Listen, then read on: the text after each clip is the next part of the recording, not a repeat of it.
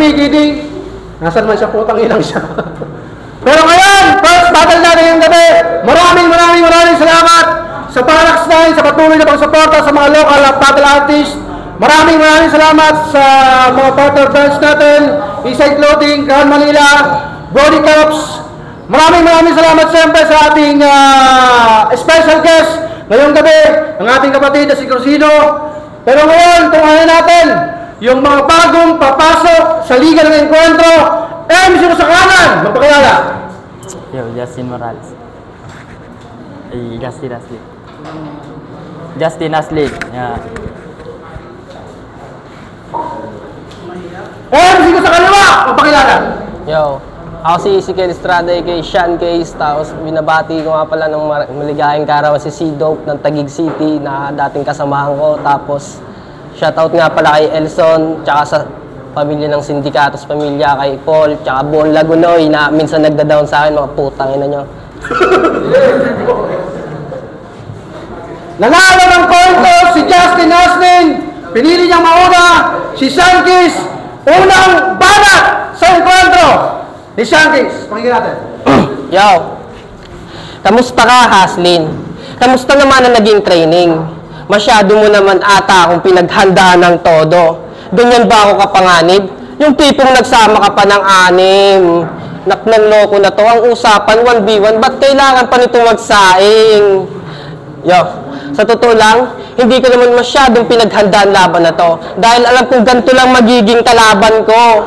Sir, wala na po ba kayong mas masakit-sakit dito? Para pa ako naglagay ng anesthesia sa ulo eh. Yo, pero sige, andito na rin naman, hihimayin ko na to, just Haslin ka man. Bagay na bagay ka sa kwentong Rambo, pero bakit di machine gun dala mo? Alam mo naman palang umusan ng bala to, ba't puro bara lang dala mo? Ito, kargada ko. Yo, yun na ba yung sinasabi mo, palaliman at may talento, hindi magiging pareho? Pues wala ka pa sa agwat ng pag-iisip na meron ako, galing pa tong 1096 gang kung saan maraming baliw na nakatago. Oh, baka di mo pa nakuha yung anggulo ko. Pero sige, sigurado tatatak to sa enkwentro. Na yung iniisip din ng baguhan, maglalagay ng bagong kwento at tatatak sa enkwentro. Pero di ko na to pahabain, maestro. Basta huwag ka lang magpakampanti, iho. Magsisimula pa lang ang tunay na gera sa round 2 time. Unang bala! Yung anggulo mo, anggulo. Yo, itong kalaban na itinapat, di ko alam kung sasapat tong panapat sa ganitong patimpalak. Ito'y unang salang sa gantong duelo, kaya di ko alam kung papalarin. Pero sana'y pagpalain na itong unang laban ay mapasakin nang sa ganun, mas lalo pa akong ganahan. Kaya kaibigan, pagpasensyahan mo na ang ganitong estilo o di ito basta. Ito'y pinag-isipan ng maigi, talagang gigil ako'y dumalo sa gantong duelo upang magpasa nang sa ganun darating ang panahon na ako'y maging biyasa o para hindi mapahiya magiging walang hiyatong kaharap mo kaya hindi sa pagmamayabang. Kaya kong ubusin at dukutin at pilitin na ipitin tong pilipet na kung bumitaw ay pilit pinagdidikit-dikit ang mga letra at nag-iisip ka kung bakit ganito kung mag-isip, hindi nag-iisip.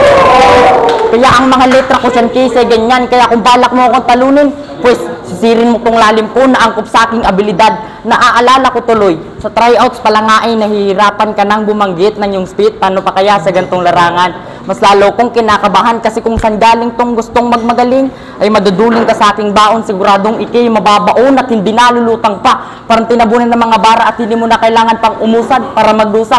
Pero sana itong aking linya ay sumapat. Sa oras na sa atin ay nakalahad, di ko alam kung pasok to sa 24 na linya kaya hindi ko nadadagdagan. Kung di mo dadalasan na pakinggan tong fucking gana sa iyo'y sumambulat.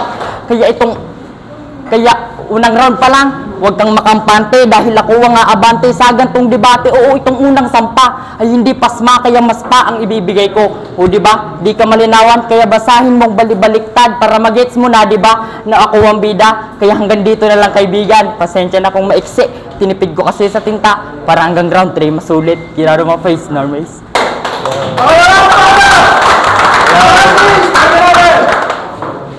Yung round 2 ko, biglang nawala. Napaisip ako bigla na magbiglaan akong tugma. Tinira niya daw yung pagiging utal-utal ko. Eh di niya nga napansin yung sa kanya. Oh. Alam mo kasi, ganito kasi yan. Hindi ko naman kasi talaga linya yung gantong larangan. Pinasanlahi lang naman sa akin ng aking nobya na kung saan nagpasanlahi din ng ibang nobya. Hindi mo nakuha. O baka sabihin mo sa akin, nagchochok na. O sige, papatulang ko na to. Dahil sabi naman ni Sir kanina, nag-usap-usap na dahil baguhan lang tayo, wala silang makikita ng mga purong talento na lalabas sa ganito. Pero hindi ako tulog na mantika. Walang pares na taba. Okay? Kaya kung sana naman, kung iniisip mo na sinulat ko pa rin itong ini-spit ko ngayon, pues hindi na. Anong pinipilipit? Baka pag tinira kita, hindi ka na mamilipit. O, baka isipin mo, nagkamali na naman. Wala na nasira na yung round 2 ko. Pero sige, ito, papakinggan ko to. Nakatakas ka na ba sa sinasabi mong malalim, Justin? Nakapunta ka na ba dun sa kwadradong sinasabi mo may dimension na hindi mo pa nakikita dahil sa lalim? Pero sige, di ko na masyado kasi malaman. Tama ba itong sinalihan ko? O sadyang nagkamali lang? Pero Justin,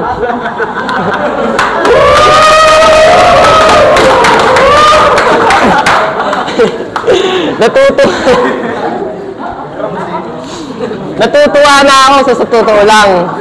Wala na kasi talaga wala na akong makalaban. Kaya ito, napadaan biglaan sa Facebook ko, may bigla ang laban.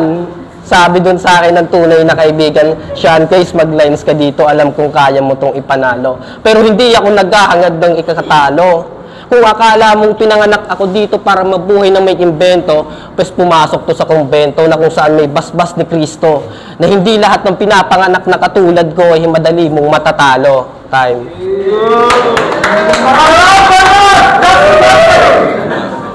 Aray ko!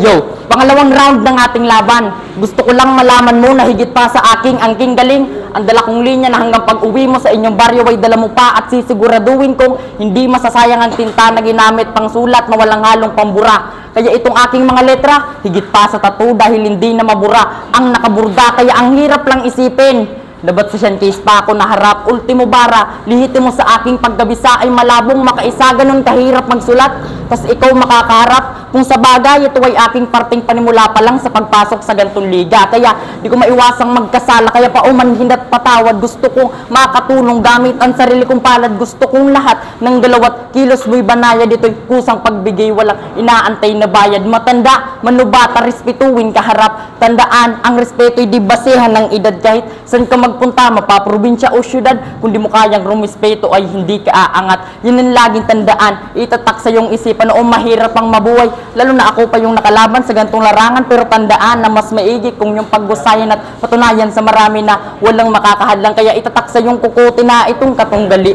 di naman nagkukunari. Ang gusto ko lang mangyari ay mayari tong itinapat. Unang salang, unang laban, unang sabak sa gantong patimpala. Kaya handa ka na ba sa aking pangatlong pag-atake? Kaya puputulin ko na to nang maibsan na ang aking pagdali sa iyo, Sean Case. Pangalawang bala, Sean Case. Pangalawang bala, Sean Case. Yo, sawa na ba kayo sa linya ko? Pues, sisirain ko. Dio Patra El Medio.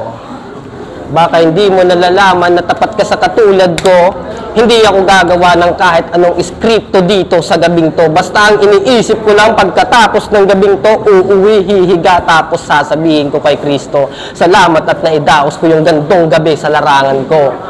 Dahil hindi ko naman talaga larangan to, tapos sinasabi mo kung ano-ano, ay, nakakatawa naman tignan.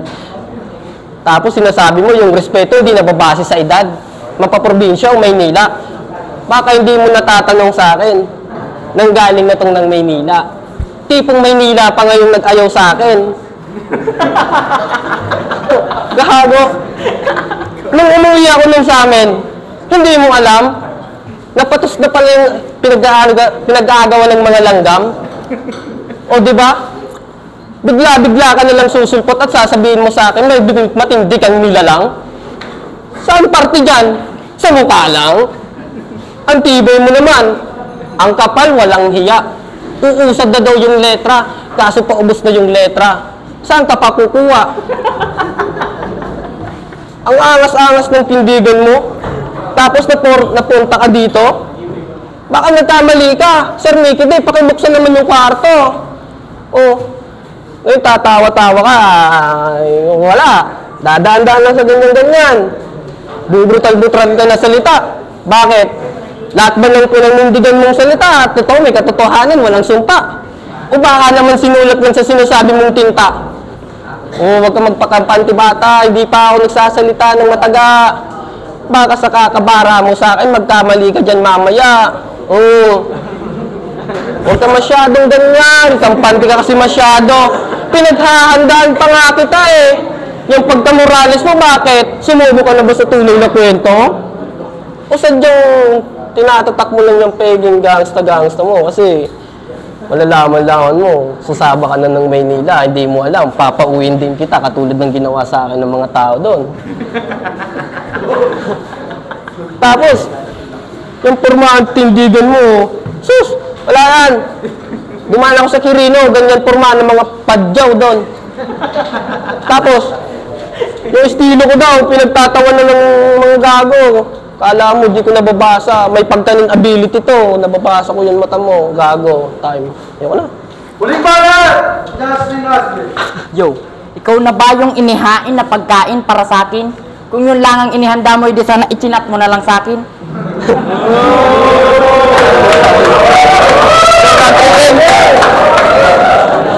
Kaya itong laban na sa akin ay sumambulat. Oo, di masyadong handa, pero ito'y isang banta na isang bata ang magpapaingay ng gantong kabanata. Kaya malinaw sa marami na kailangan pang mag-ensayo dahil hindi pa sapat, pero patas kung lumaban. Kaya malabong mapigtas o mapaatras tong Diyos na iyong katapat dahil kung pupuruhan kita, dapat kanina pa. Kasi kung may nagagawa ako, hindi mo nagagawa, malamang ay ngangawa at gagawa pa talaga. Ganto ko gumawa. Kaya kung gusto mo ng bago, talagang sulat ko ang lutas. Huwag kang magmadali at huwag kang masabik. Dahil sa akin, ikay siba, kaya huwag kang magmagaling. Dahil tibag ka sa aking bigat, kaya magpalit ka na o maglipat. Wag na mag-rap dahil ikaskas mo man o isaksak, walang talab yan sa aking balat. Kaya kung gusto mong sumabay sa aking karakas, ay kailangan pang mag-ensayo para pumatas sa aking antas o pumantay sa magandang task ko. Ay ipaalis mo muna ang ilong mo at papalitan mo ng pang-aso. Kaya hindi ko alam kung may magagawa tong pagsasalita ko, pero isa lang ang banta dito na isang bata ang magpapaingay ng gantong eksena sa iskina dahil kahit anong baliktad kong salita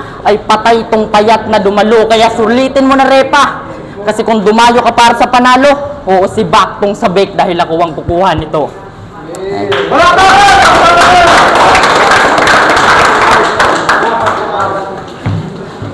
Ang laban, Justin Ashley versus Sankis.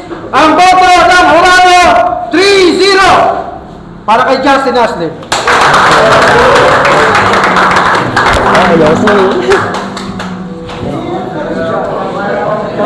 Yo, shoutout kay mama. Salamat. Nakabisado ko surat mo, ma.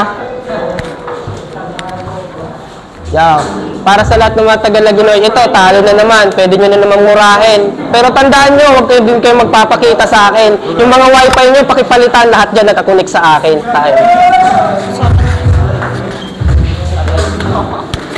Yo, Makasai, binoto ko first round si Justin kasi mas pulido yung sulat niya. And second round, binoto ko si sino yun? Shankis kasi although freestyle yung na-spit niya doon, mas naging angat yung na-spit niya. And round 3 binigay ko na kay Justin kasi doon na medyo yung freestyle na ni Shankis sa round 3 medyo doon na siya pero mas pulido kasi yung spit ni Justin sa round 3. Kaya Justin. Yo, Drilla, round 1 nakuha ni Justin yon kasi akala ko dun sa Sankis. Kaso nung bumayo si Justin, parang alam na kung sino kukuha ng round 1. Round 2, nung tumira na yung kalaban niya, parang nawala. Natural na yun kasi sobrang kaba. Tapos may mga taong kinakaba na siya. Pero pinatuloy pa rin niya. Gumawa siya ng paraan para hindi maputol yung rounds niya. Baka mabalik pa niya habang nag-freestyle siya. Pero salute ako kasi nag-freestyle siya. Freestyler din ako kaya iboboto ko si Justin. Round 3 Justin pa rin yun. Alam mo na, round 3 round Justin. Yo, Crazy One nga ako lahat. Siyempre, binoto ko si Justin. Siyempre, parehas ng dati, hinahanap pa rin natin yung magandang performance. At siyempre, time na daw, sabi niya pero medyo matagal-tagal pa naman. All 3 rounds. Sabi na lang nila lahat yun, kaya all 3 rounds, Justin.